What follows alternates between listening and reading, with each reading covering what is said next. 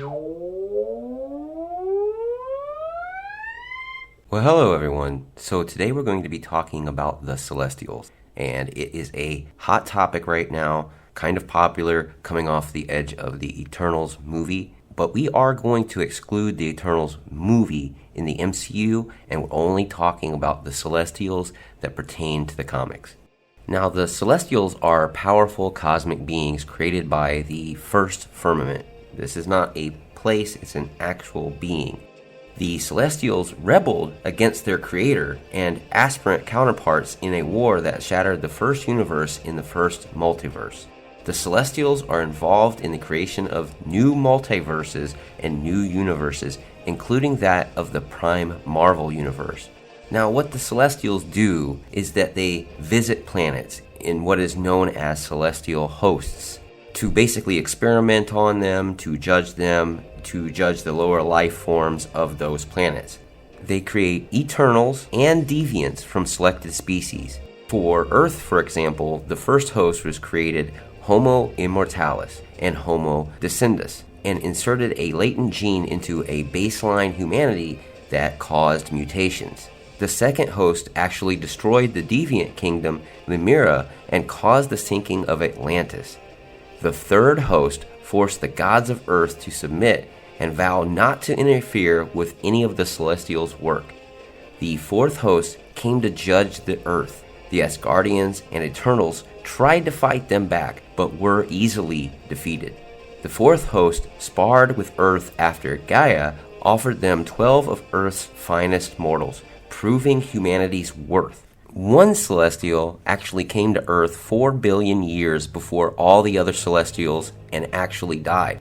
Its body fluids spilled everywhere onto the planet, changing it forevermore. And according to Loki, it is because of this, quote, giant cosmic accident that the Earth is so unique among all the planets in the universe for being such a hotbed for super-powered craziness. Now, to get down to the origin, it's a little complicated, and we'll try to break it down as easy as we can for everyone. In the beginning, there was only one universe, the first firmament. It was alone, but it was actually perfect. This sentient universe decided to create life, celestial servants, if you will. Some of these servants industriously worshipped the first firmament, seeking its approval whenever they created life on their own, which actually prompted the first firmament to name them aspirants, other multicolored rebels who were as many as the stars themselves. They wanted the creations to evolve and wanted the universe to grow, change, and also even die. That was seen by the first firmament as madness and sacrilege. Eventually, war broke out between the multicolored rebels, later known simply as Celestials, and the aspirants. They fought for the dominion of all of existence. In war, they were both diminished on both sides. Eventually, the rebellious Celestials resorted in desperation to using powerful weapons to eliminate their opponents, including the aspirants' god-killer armor, which the Celestials used to win the final battle of the war. After the battle was decided, there was a lull of fighting between the two groups. During this time, the aspirants fortified their fleets and immediately entered into aggressive squabbles amongst themselves, which then gave the opposing Celestials time to recover and to plot other ways to finish crushing their opponents. The Celestial War ultimately ended when the rebel Celestials shattered the first firmament into pieces. The rebellious Celestials detonated their weapons, and hundreds of new universes were split off from the first firmament. The first firmament fled along with the remaining aspirants, and the new universes formed a collective entity called the Second Cosmos, which we would actually call the first multiverse. Now, they had a desire to balance creation with destruction. The Celestials gave life to the primordial darkness, creating abominations called exterminators. They eventually grew too powerful for the Celestials to control and eventually turned on them. The Celestials imprisoned the exterminators in one of the newly created universes, lest they actually devour their newly created multiverse itself. Upon entering the abyss left by the destruction of the sixth universe, they filled it with the seventh universe. However, they encountered Null, a primordial god of darkness who had ruled over that abyss. Enraged, Null attacked and decapitated a celestial using a sword of living darkness, and thus began a war against the celestials and their creations. The body and soul of the defeated celestial was bound to Null and trapped in the realm between, while the severed head was turned into the mining city and space station of Nowhere. A fun fact: the Celestials were actually responsible for sending all of the Infinity Stones to their respective universes. Now, the Celestials aren't foreign to Earth. Actually, 1,000,000 years ago, a Celestial named Zegreb the Aspirant came to Earth in search of the progenitor. Zegreb found the progenitor and became infected with the Horde. However, the Horde mutated him into a rabid, quote, dark Celestial, the first of its kind. Zegreb went berserk and entered into conflict with the Avengers of the Stone Age. They actually defeated this weakened and sickly Zegreb and buried it underground in the territory that would soon become South Africa in the modern era. Like all things with Marvel, we know if one thing happens, another thing is going to happen because of it. The loss of the two Celestials drew the attention of the rest of their kind, and a sizable group of Celestials came to Earth to perform the experiment known as the First Host. The Stone Age Avengers tried to fight the Visitors, but they were soundly defeated. To look after the result of the cognation, the First Host of Celestials then genetically engineered 100 Eternals. In addition to that, they also created 100 Grotesques, Deviants, and developed the X gene that would eventually give rise to mutants. We point out, among all of their many solutions to halt the incursions, the Illuminati actually asked Galactus to arrange a meeting with the Celestials so the group could ask them for help. However, during that meeting, the Celestials mysteriously vanished. The explanation for this event was that the Celestials were being attacked on every universe at the same time by the Beyonders, who after a long battle managed to kill every last one of them. Now, as it turns out, not all of the Celestials were destroyed by the Beyonders. A handful of survivors managed to escape and hide out at the farthest edges of the universe within the deep folds of space-time.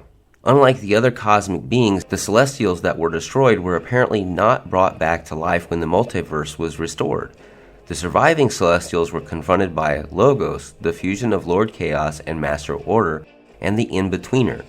Logos believed himself to be the new judge of worlds, something the Celestials formerly did.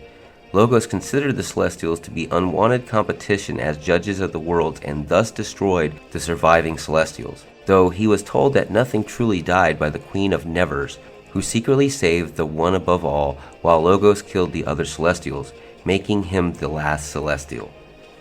The funny part about all of this was that it was later revealed that Logos was being manipulated by the first firmament in a bid to return it to its original position as everything that is.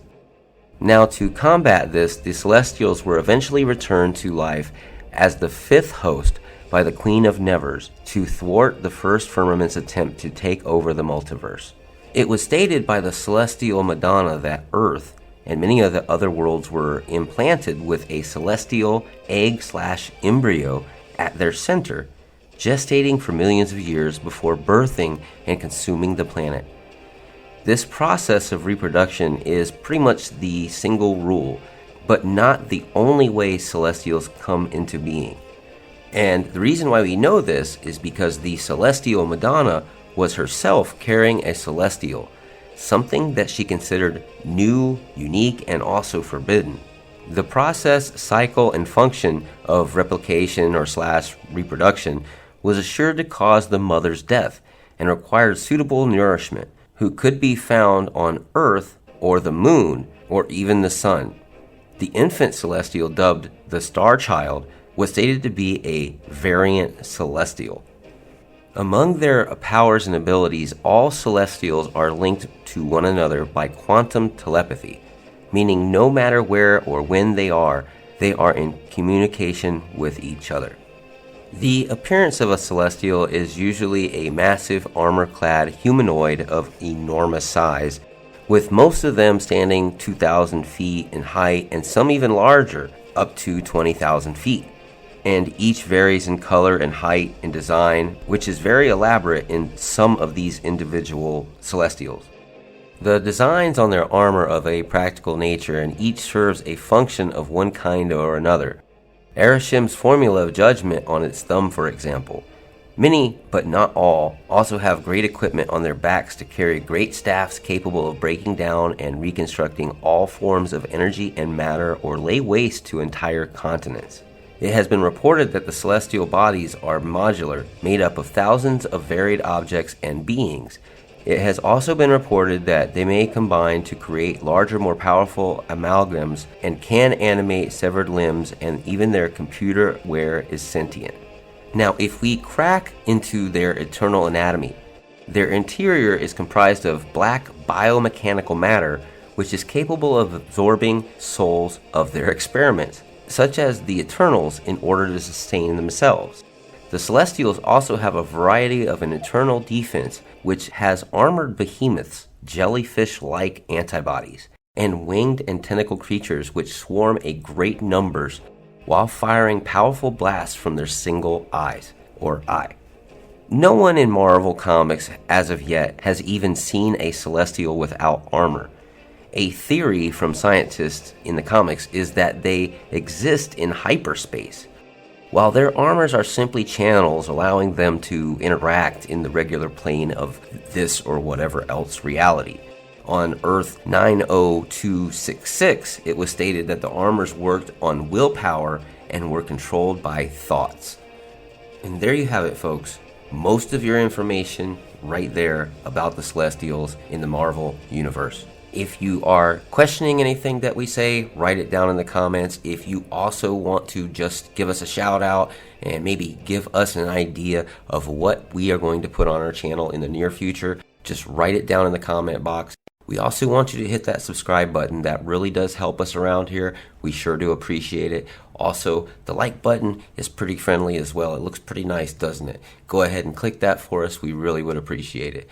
Anyway, Excelsior, have a great time, live life, see ya.